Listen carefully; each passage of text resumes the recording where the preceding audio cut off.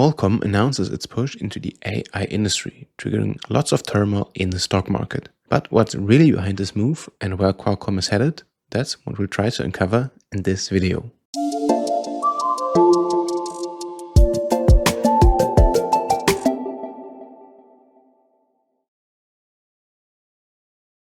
Hello and welcome to another video here at Bloomberg Capital. My name is Henrik and today we'll be taking a look at Qualcomm. So what's up with them? Actually, they unveiled a new generation of chips which are tailored towards the AI industry. And until now, Qualcomm has actually been focused on chips for mobile devices like smartphones, but now they've made a decision to broaden their horizon a bit and delve into this. More specifically with their new chips, the AI200 and the AI250. These are especially designed for AI inference, so operating AI models, not really developing them. And in that, there's certainly a large market that Qualcomm can leverage here. Because currently one of the big problems with large AI models is that they're incredibly expensive to run. So with Qualcomm's tailored solution here, this could benefit a lot of companies that run AI models, while other companies like NVIDIA have excellent chips more for the development of AI tools. Qualcomm is targeting the operators. Because, for example, chips from NVIDIA outperform those of Qualcomm in a couple of areas. Like, for example, the chips from Qualcomm have pretty low bandwidth. But as long as the model is only being run and not modified, that's not really a major issue. And a big limiting factor for actually running a lot of large language models is VRAM. And the new chip from Qualcomm is certainly excelling here, delivering lots of memory and storage. But another big key advantage here is the excellent energy efficiency, which is going to be very important because one of the main drivers of cost in running large AI models is the energy cost. So by being energy efficient, that's going to drive costs down a lot. But also in general, the chips themselves are quite cost effective, so very interesting for a lot of big companies that run large models. And these chips are expected to hit the market either next year or the year after. But now that we've covered that, let's look at the market and see what this has done over there. And if we take a quick look here at the chart, then we can see quite a steep price incline here. And actually in a very short amount of time, prices jumped up over 20%. But if we take a closer look here, we can see that actually after this big jump here to the upside, prices started declining again pretty rapidly and has actually undone most of this gain here.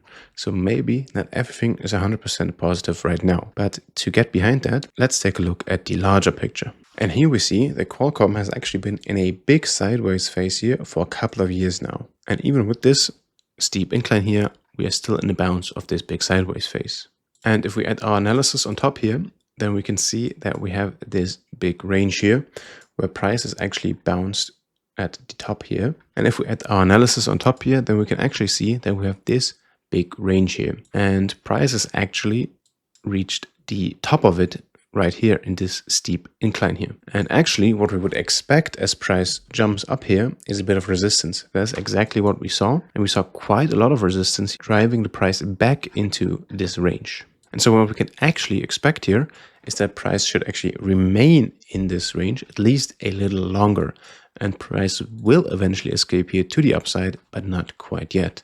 And most likely actually we'll see a bit of a decline coming first, and only after that the true rise here that will get us out of this range and actually pushing higher over longer periods of time. And this actually makes a lot of sense if we think about how the current AI market works, because money is not really in small business and small consumers, but in the big contracts between the large AI companies.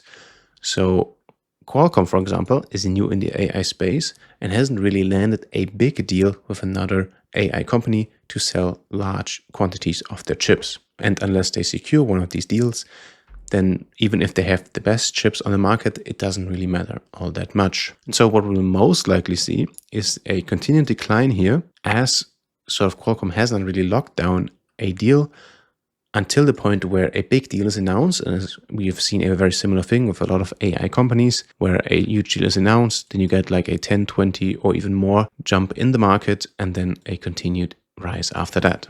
So that's most likely what we'll see, just coming down until the big announcement, and then we will actually see the big rise.